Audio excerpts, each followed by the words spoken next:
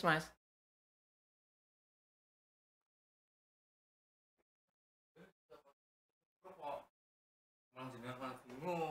Iya toh makane kuwi. Yo, kaget toh.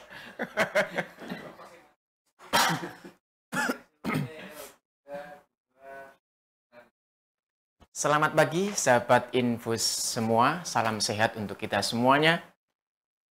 Dari kami kita akan memperbincangkan terkait bagaimana bimbingan rohani ataupun perawatan jenazah di Rumah Sakit Dr. Adiatma MPH Provinsi Jawa Tengah. Sangat menarik untuk diperbincangkan sahabat Infus, bagaimanapun tidak, sebagai manusia kita butuh yang namanya sentuhan bimbingan rohani, apalagi di saat kondisi fisik kita itu sedang diuji oleh Tuhan Yang Maha Esa. Oke, lebih lanjut kita akan bersama oleh Bapak Abdus Somad. Selamat pagi Pak Abdus Somad. Selamat pagi. Semoga sehat selalu ya Pak ya. Amin. Semoga kita semua sehat, diberkahi oleh Tuhan Yang Maha Kuasa. Amin. Oke. Nah, bagaimana kita itu sebagai manusia, insan manusia pasti mempunyai cobaan dikala diri kita itu memang saatnya ada kejatuhan, dan itu berupa sakit. Nah, untuk itu bagaimana bimbingan rohani ini dilakukan di layanan Rumah Sakit Dr. Adiatma MPH Provinsi Jawa Tengah. Untuk itu nanti kita bahas bersama Pak Abdus Somad. Nah, yang pertama nih Pak, bagaimana pasien itu bisa menerima bimbingan rohani? Pasien atau keluarga pasien yang menghendaki adanya layanan bimbingan rohani untuk di rumah sakit, tentunya yang ada di rawat inap bisa berkoordinasi dengan kepala ruang di rawat inap. Oh, berarti pasien bisa mendapatkan layanan bimbingan rohani itu harus adanya laporan dari kepala ruang Pak. Oh iya iya. Kepala ruang lalu menginformasikan kepada kami selaku petugas kerohanian. Oh. Ada berapa petugas Pak kalau di Rumah Sakit Dr. Adiatma ini Pak? Kalau di rumah sakit, yang dari rumah sakit sendiri, itu saya sendiri Pak. Jadi kalau dari Departemen Agama ada untuk hari Rabu. Oh, berarti juga kerjasama dari Departemen Agama Pak ya? Jadi kalau di rumah sakit itu setiap hari Rabu. Oh, setiap hari Rabu sahabat Infus ya. Mungkin kalau dari keluarga pasien atau ingin melakukan ingin layanan bimbingan rohani bisa nanti informasi ke kepala ruang Pak nah, setiap hari Rabu. Oke, dilanjut Pak Somad. Untuk saya setiap hari bisa. Oh, setiap hari bisa. Jadi setiap ada permintaan dari ruangan, kami selalu bisa melaksanakan selain hari Rabu.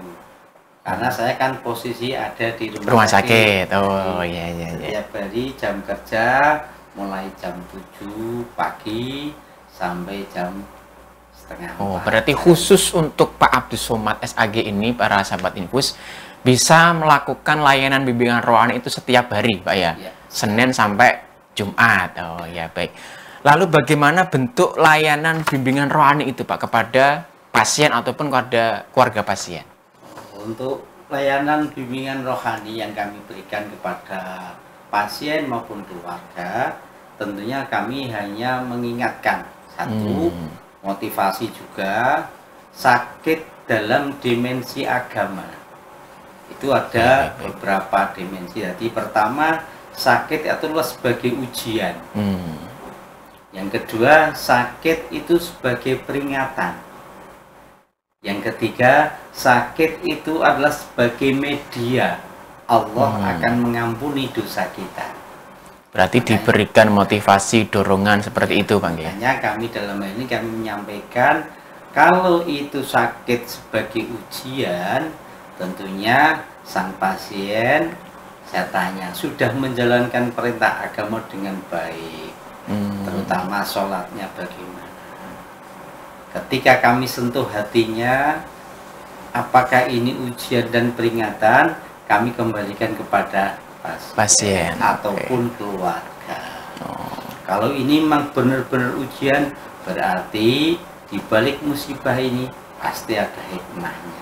Nah, lalu begini Pak, kan setelah diberikan motivasi atau dorongan seperti tadi, bagaimana efek dari motivasi tersebut untuk pasien? Alhamdulillah dari sekian banyak kami mengunjungi pasien, begitu kami sampaikan dari motivasi, dari dimensi sakit, dalam dimensi agama, ada yang ujian, ada yang peringatan. Ketika dia merasakan, oh iya Pak, saya dalam kesehariannya dalam menjalankan ibadah saya sering lalai.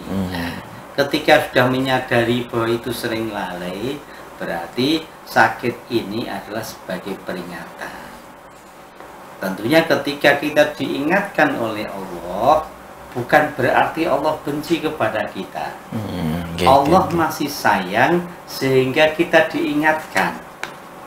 Tentunya yang diperingatkan kita, tentunya harus bisa mengambil pelajaran.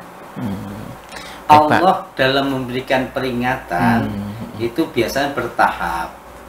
Peringatan pertama, peringatan yang kedua, dan peringatan yang ketiga. Nah gini, berarti nanti bentuk layanannya itu kita sebagai bimbingan rohani ini berarti masuk ke ruangan-ruangan pasien Pak Nggih. Iya. Ruangan pasien, apakah nanti pasien memang mendaftar terlebih dahulu di ruangan?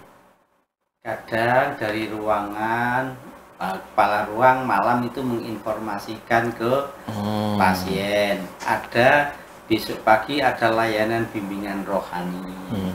Ada juga yang memang keluarga sudah mengendaki karena sudah pernah masuk di rumah sakit ini menjadi pasien. Karena pelayanan ini kan sebenarnya sudah lama sih. Sejak tahun 2004 itu saya dulu setiap ruangan kami kunjungi. Berarti 2004 itu sudah mulai layanan bimbingan rohani Pak Nggih. Jadi 2004 itu saya hanya koordinasi dengan kepala ruang, minta izin untuk memberikan bimbingan rohani. Selain motivasi Pak, berarti apa yang diberikan kepada pasien itu Pak? Satu, mengingatkan bahwa sakit itu bukan karena suatu azab, melainkan sakit itu adalah sebagai ujian. Bisa jadi ujian. Bahkan sakit itu adalah sebagai kafaratul lidzunub. Orang yang sakit itu diampuni dosanya. Wah, ini terlalu serius ini sahabat Infus ya. Kita ngopi dulu Pak, biar suasananya kita tidak tegang gitu Pak. Monggo Pak. Bismillahirrahmanirrahim. Enak lagi. Sambil ngopi menginspirasi para sahabat Infus Pak. Bagaimana kita layanan bimbingan rumah sakit Dr. Adi Atma itu juga mementingkan dari sentuhan-sentuhan rohani kepada diri pasien. Gitu Pak nggih? Juga dalam hal ini untuk pasien yang sedang sakit, saya hanya mengingatkan dalam hal ketika mereka sedih. Kadang ada pasien yang selalu sedih, kadang tidak terima dengan kondisi. Maka kami ajarkan untuk berzikir. Di antaranya saya persilakan untuk perbanyak membaca sholawat. Oh gitu. Karena dengan membaca sholawat hati kita menjadi tenang. Itu dari sekian banyak contoh pasien yang kami sampaikan, ternyata dari respon setelah mereka kembali, ada datang lagi ketemu, menyampaikan terima kasih atas bimbingan. Berarti respon pasien itu sangat baik ketika ada layanan bimbingan rohani Pak Nggih.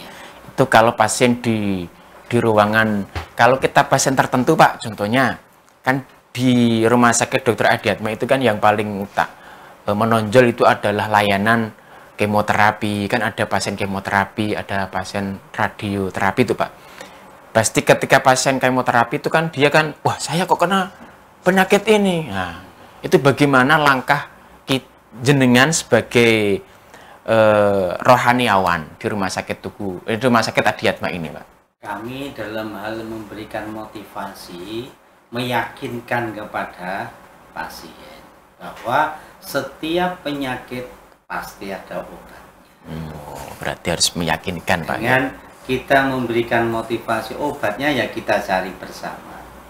Obat yang dari dokter diminum sesuai dengan petunjuk dokter.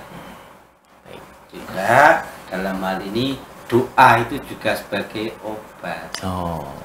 Makanya motivasi saya ya di samping pasien harus minum obat rutin secara yang diberikan oleh dokter dengan ditunjang doa kita bersama, itu akan mempercepat kesembuhan. Nah, kalau di ruang IGD, Pak, nah itu kan kok IGD ya, di ruang ICU, mohon maaf sahabat Infus, di ruang ICU itu kan apakah kita harus datang ke pasien atau hanya keluarga pasien?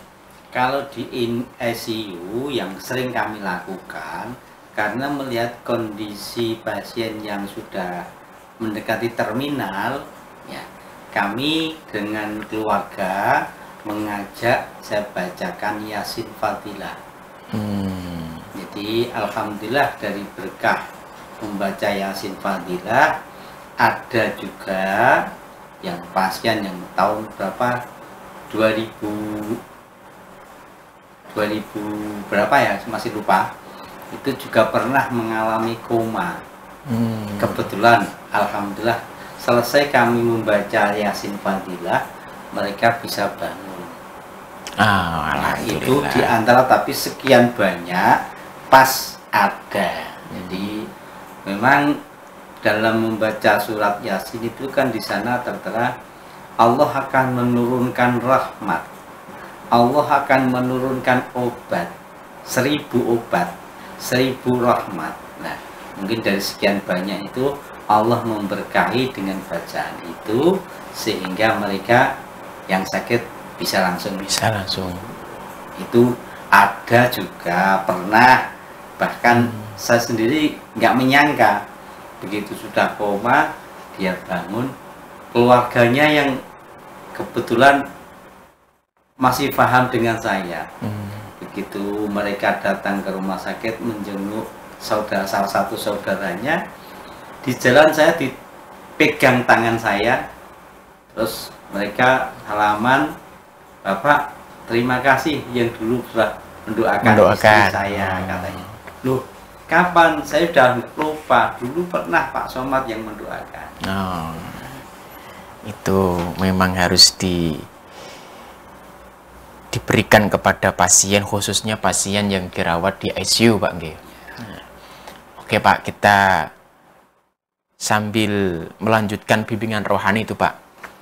Kita kan juga ada pemusyawaratan jenazah di Rumah Sakit Dr. Adiatma. Ketika ada pasien yang meninggal itu, Pak, kan apakah harus memang dimandikan di rumah sakit? Apa boleh dibawa pulang untuk dimandikan di luar rumah sakit?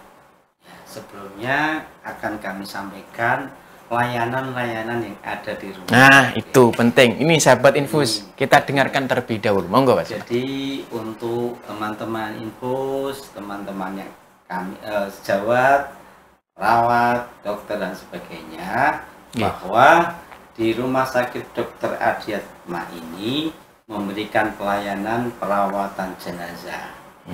Ya. Untuk BPJS sudah di cover oleh BPJS.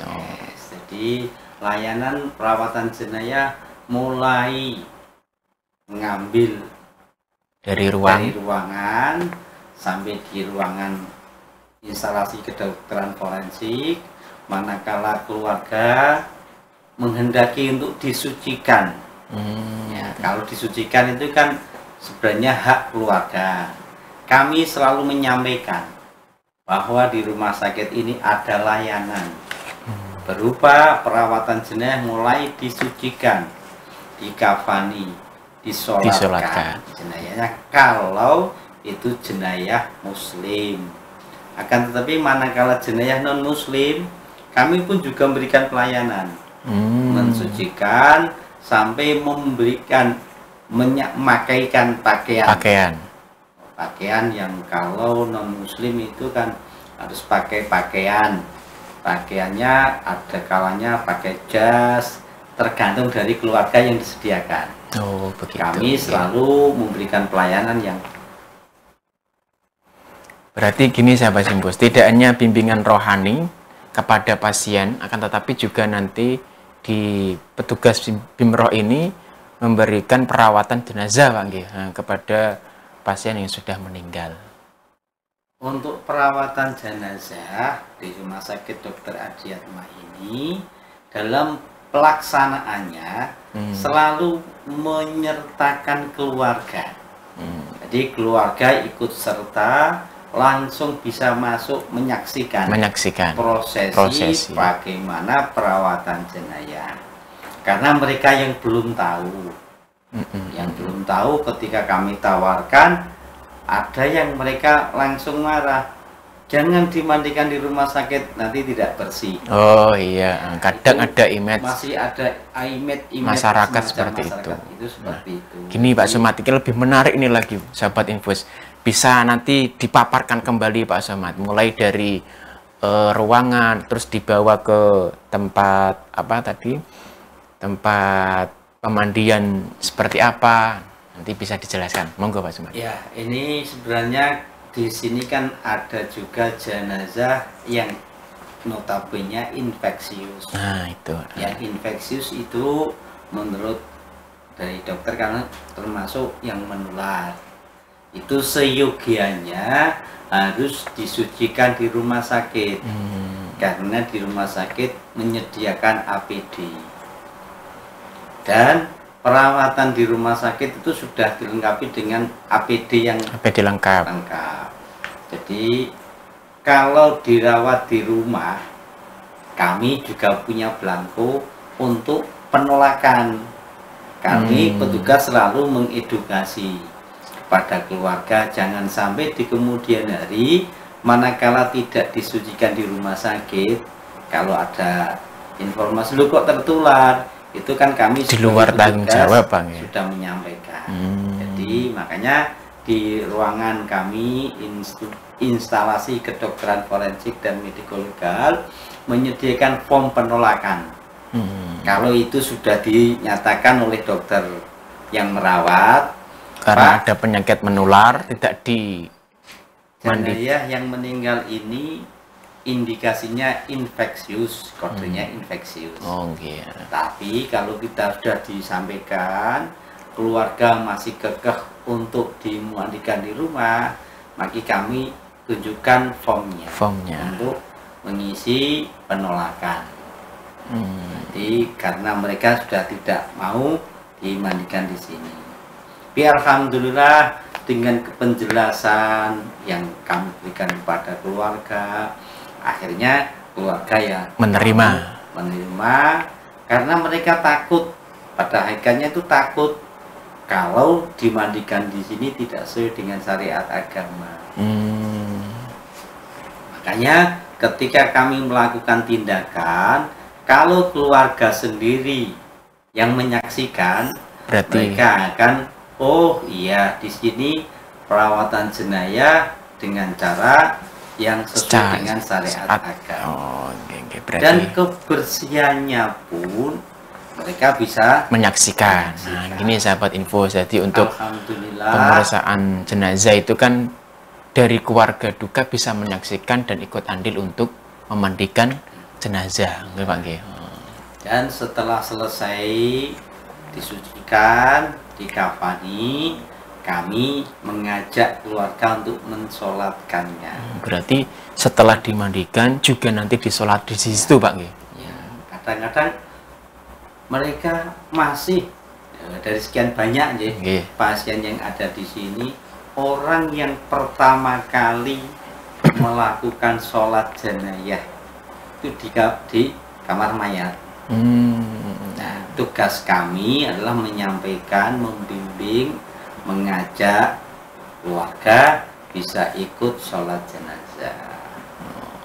Ya, Ini diantaranya pengalaman-pengalaman yang sudah kami lakukan di ruangan, di instalasi kedokteran forensik dan mediko-legal Rumah Sakit Dr. Adiatma. Oke, itu sangat menarik sekali ini pagi-pagi sahabat-sahabat. Kita ngopi dulu Pak, ini suasananya kok tambah enak ini untuk kita perbincangkan. Nah, ini sahabat Infus.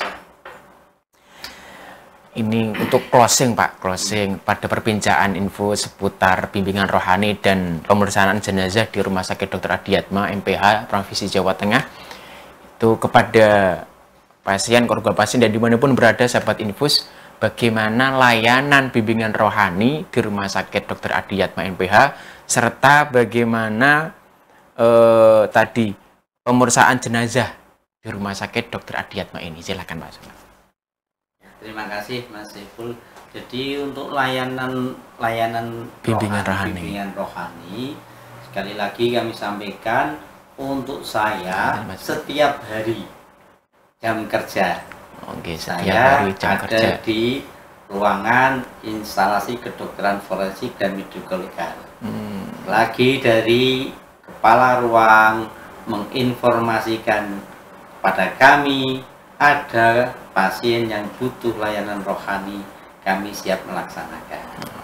Dan untuk perawatan jenazah, ya mungkin kalau di sini kami berikan tambahan. Di antaranya setelah selesai sholat jenazah, kami menyampaikan pesan-pesan. Di antaranya pesan-pesan jangan sampai sepeninggal keluarga, orang tua menjadi pecah gara-gara warisan. Tetap ada bimbingan Pak. Itu sering terjadi gara-gara harta, persaudaraan pecah. Makanya kami pada saat mereka berduka, kami sentuh hatinya untuk mengingatkan. Ada juga ketika wasiat yang pernah disampaikan oleh orang tua, ya kami mengingatkan juga, selagi wasiat itu tidak bertentangan dengan norma agama, norma masyarakat, maka hukumnya wajib dilaksanakan. Kan tetapi wasiatnya kok bertentangan dengan norma agama, norma masyarakat, maka tidak wajib dilaksanakan. Itu yang sering kami tanyakan kepada keluarga di saat mereka kumpul. Tentunya ada mungkin pesan-pesan dari keluarga sebelum almarhum meninggal.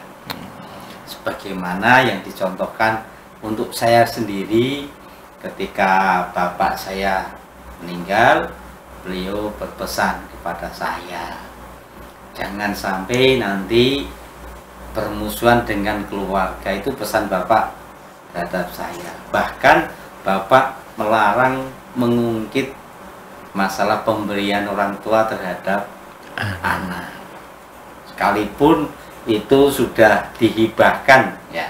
Jadi itu sudah tidak diperbolehkan oleh bapak mengungkit. Itu adalah kebijakan orang tua. Itu yang dulu pernah saya diwasiatkan oleh bapak saya terhadap saya, begitu. Nanti saya sampaikan kepada keluarga. Terima kasih nih Pak Somad sebelumnya atas waktunya. Berarti kesimpulannya gini sahabat Infus semuanya ya, untuk bimbingan rohani atau layanan bimbingan rohani di Rumah Sakit Dr. Adiatma MPH Provinsi Jawa Tengah itu setiap hari dilakukan di jam kerja. Nah, setiap hari jam 7 sampai jam setengah 4 Pak nggih, setengah 4. Nah, untuk bisa mendapatkan layanan bimbingan rohani, bisa dari keluarga pasien bisa menghubungi kepada kepala ruang. Ada di masing-masing kepala ruang. Itu yang pertama. Yang kedua, untuk pemeriksaan jenazah di Rumah Sakit Dr. Adiatma sesuai dengan SOP yang ada Pak nggih. Jadi jangan khawatir sahabat Infus semuanya. Demikian, semoga bermanfaat untuk kita semuanya. Saya terima kasih Pak Somad, sehat selalu untuk kita semuanya. Terima kasih. Assalamualaikum warahmatullahi wabarakatuh. Salam sehat untuk kita semuanya.